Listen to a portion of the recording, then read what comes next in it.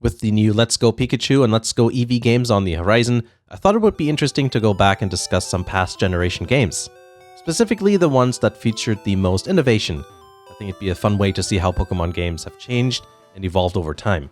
The Let's Go Pokemon games look like they're going to feature some innovative functions like with the co-op mode and stuff like that, but I think I personally need actual playtime before I can really make any definitive opinions on that. Besides, it doesn't appear to be the next set of core games anyway. The idea of figuring out which Pokemon game is the most innovative isn't all that straightforward. I'm sure a lot of people can ramble off a few games or gens, but everyone's answer is going to be different because everyone values different things. That's also another reason why Pokemon games are popular. A lot of people are attracted to the series for different reasons. So in this video, we're going to address the question of what is the most innovative Pokemon game or generation from a number of different viewpoints. I think it's reasonable to start with the first generation, so let's do that. Generation 1 consists of Red, Blue, and Yellow, at least outside of Japan. Obviously hugely popular, it's with these games that the series got its start. But other than being the first, is there anything that stands out here? In their most basic form, they are just JRPGs, which there are thousands of. But I don't think it's necessarily the core battle mechanics that make the difference, but the Pokemon themselves as well as the social aspects of the games. The Pokemon themselves are a big deal because they cover a very wide spectrum of tastes. There's everything from cute to cool and everything in between and weird as hell. There's a collection aspect which is very addicting, and the amount of Pokemon and their different abilities allow different tactical approaches as well when it comes to battling. But I think the real standout bit is the fact that Game Freak decided to go with paired games. There's always going to be people that say the paired games are just a money grab, but I'd argue that it's something that benefits both the consumer as well as the developer. Game Freak makes money because there's always going to be people who buy both games so they can have everything, while others get to trade Pokemon with other people. And that's not an experience anyone would have had if they didn't make paired games with exclusive Pokemon in each version. What's a more memorable experience, going out of your way to trade Pokemon with someone or just catching one in your game? That, plus the fact that you can battle with other people, are the reasons Pokemon stood out from the JRPGs in my opinion. Gen 2 is no slouch when it comes to innovative features. In fact, there's a ton. The games in this gen are Gold, Silver, and Crystal. Dark and Steel types, genders, breeding, 7 new types of Pokeballs, time, shiny Pokemon, friendship. Those are just some of the things added and changed since the first games. Oh yeah, and it's in color too, so that's good. I know Yellow was in color too, but you know what I mean. And there's many more technical details that were added and changed for people who are into the more detailed aspect of battling, i.e. not me. To me, Gen 2 games are to Pokemon as A Link to the Past is to Zelda. It's these games that really established many of the now normal game mechanics found in their respective franchises. The amount of things you can do is much more than any Gen 1 game, which is probably one of the reasons people love Gen 2 games so much. They added an extra level of refinement, which has enabled them to age much more gracefully than Blue, Red, or Yellow have. I also want to say that adding time and days of the week is probably one of my favorite features in Pokemon games. I like the idea that things are different depending on what time of day it is. Syncing the game's time to your real-life time, for me, added a lot of immersion. Instead of skipping forward in time like you can do with many games, you actually just have to wait until it's 6 o'clock before you can evolve your Eevee into an Umbreon. I just really like that. Now we're up to Generation 3, the GBA era. The core games are Ruby and Sapphire, with the third game being Emerald. I have to say, these games feature some nice Super Nintendo style graphics as well as the smoothest 60 FPS battles. It's so nice, and you'll definitely feel the difference if you play any earlier or later games. This gen also features remakes of Red and Blue.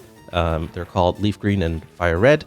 I think these are the best versions of those games. There's the usual new Pokemon, new region, and technical changes and refinements.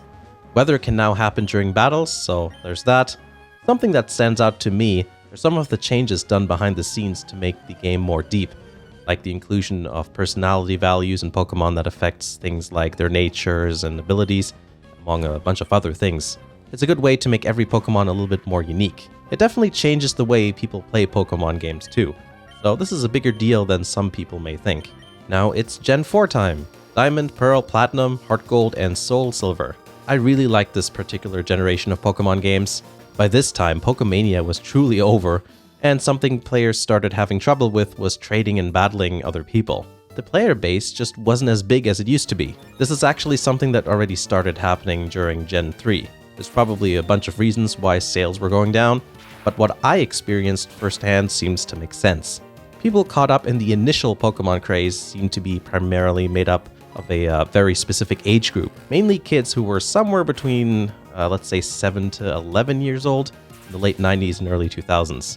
It depends on the country.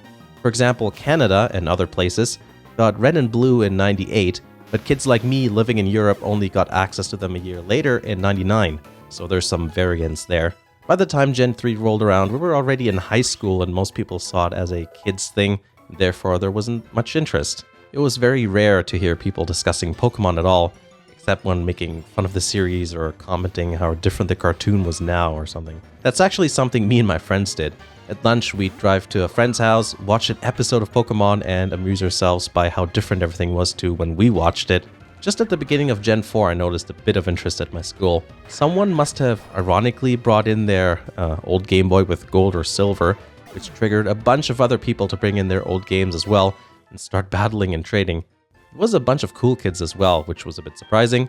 But anyway, that's kind of off topic here. The point I'm making was that a lot of the initial core audience had stopped buying, or more like stopped asking their parents to buy Pokemon games. That made the multiplayer aspect of Pokemon a bit difficult. Thanks to the Nintendo DS's ability to connect to the internet, Game Freak implemented internet trading into their Generation 4 Pokemon games. I think that's a huge deal. Online trading meant that the player base was no longer fragmented.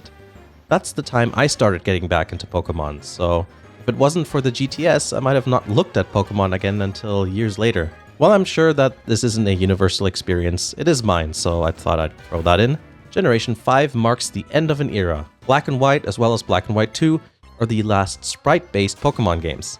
I think they look very good. The sprites move, perhaps a little too enthusiastically, but that's how idle animation should be, right? I also like the general aesthetics of the games. Everything looks a little darker and moodier. Something that's a bit disappointing is that Gen 5 games are the only ones to have seasons. I really like the idea of it. It's nice how you can re-explore places again, even just for the novelty of looking at the scenery, when it looks different. That being said, I get it that it can be quite the hassle to have to wait a month for a season to change, but I still like the concept.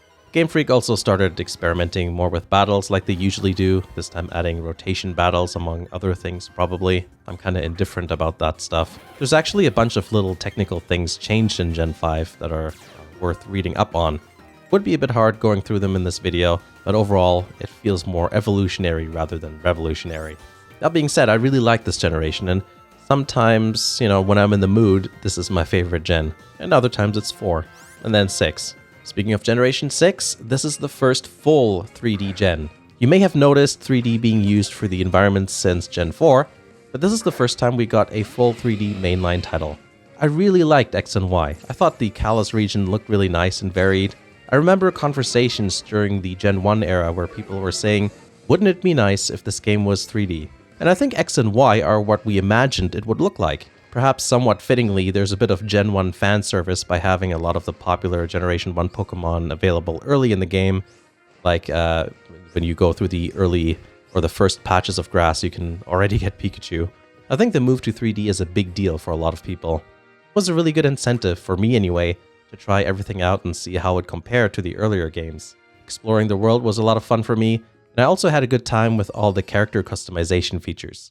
I think that's such a great addition to the game. I had a lot of fun playing Y. Getting it on launch day and just playing it together with a friend made me feel like a kid again. Something else that contributed to that was how you can see other people who are online as well. This is a great example of external factors influencing one's experience. Even if I didn't end up battling or trading with anyone, it was nice to know that other people were playing too. It reminded me how things were back in the 90s when everyone was into Pokemon. That's also what made the short-lived Pokemon Go fad such a nice experience. I really liked that social aspect of Pokemon. I have to say though, I didn't really enjoy Omega Ruby or Alpha Sapphire as much as X and Y. It's a bit hard for me to pinpoint the exact reason for that, but I think it's related to world design. I don't think they managed to transition the Hoenn region into 3D properly. Speaking of unenjoyable things, now it's time for Gen 7. Sun and Moon and Ultra Sun and Ultra Moon. I've already mentioned my dislike for Gen 7, so I won't go on about it too much here. There's some good ideas that I can appreciate, like no HMs, which is actually amazing. Gym battles are gone, instead being replaced with island trials. The region is split up into multiple islands and the paths are more twisty-turny. I think the point was to break up the square, rigid grid feeling of earlier games, but I think it wasn't executed well. A lot of times the camera is just too zoomed in, there's not much perceivable distance between areas as many paths just twist and turn all over the place until you just end up on the other side of some fence. And the map marker always tells you where to go, making the experience quite linear. My dislike for the changes doesn't mean that Gen 7 doesn't have the potential to be recognized as innovative though. So, having looked at all the generations, is it possible to say which generation can be considered the most innovative? If you accept that in the end the answer can only be an opinion, then yes. Gen 1 can be considered the most innovative just because it's the one that introduced the basic concepts that are part of every Pokemon game ever since. In essence, I can see Gen 1 games as JRPGs that have been well packaged and dressed up to feel very different from other games in its genre. Other than Gen 1, Gen 2 can be considered quite innovative too. It would have been easy to just bask in the success and not do many changes, but Game Freak didn't and ended up making a lot of changes and adding a lot of functions that are now considered standard in the series. Gen 4 gets my personal vote for being the most innovative generation. I think the introduction of online trading was so essential in breathing new life into the franchise. Gen 6's move to 3D feels a bit like a landmark moment for me, so I can see how that can make the list too. Gen 7, I can't really say at the moment. It's all about context, and right now there are no Gen 8 games. Perhaps once there are, and we can see how Gen 7 features are more refined in Gen 8 games, then we can talk about that. And there you have it. That's my opinion on that matter. I like to waffle on about Pokemon games, so hopefully you enjoyed that. I also have a question for everyone, and that is Dreamcast or Genesis? That's it, I'm just wondering. Vote in the thingy on the top right. Like always, you can always follow me on other internet places, if that's what you want to call them. You can see that on the screen as well as in the description. Thanks for watching, and I'll see you again in the next video.